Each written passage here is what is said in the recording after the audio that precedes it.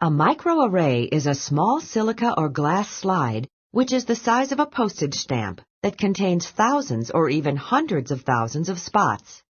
Each spot contains a synthetic piece of DNA with a known sequence. A microarray consisting of partial sequences from a number of specific genes is created by placing a series of known single-stranded DNA sequences in an array on a microscope slide or a silicon chip.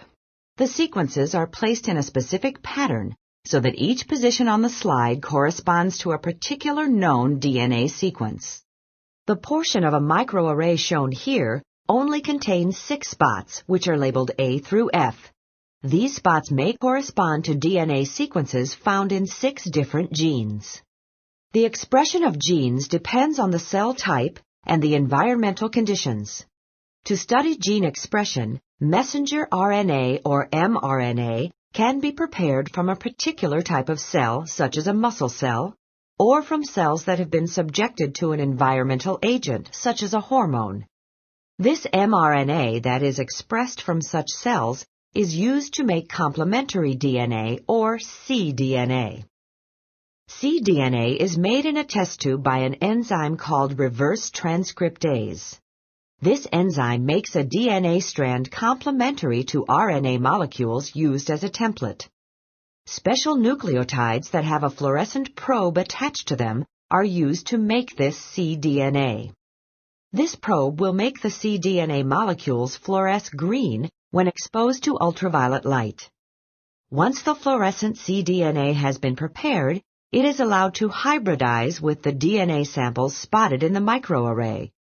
The cDNAs complementary to the type A mRNAs will hybridize with the DNA spot in the array that contains DNA complementary to the type A cDNA.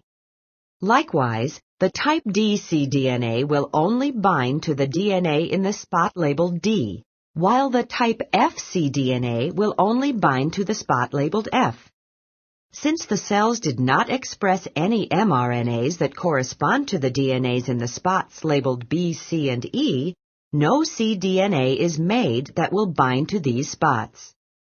After hybridization, any unbound cDNAs are washed away, and the slide is examined under a fluorescence microscope, where the spots that contain fluorescent cDNAs can be identified. In an actual microarray analysis, a typical cell would express hundreds or thousands of different mRNAs, so that hundreds or thousands of different spots would be identified. Therefore, microarray analysis is a powerful method to study the expression of many genes simultaneously from a particular type of cell or from cells that are exposed to a specific environmental condition.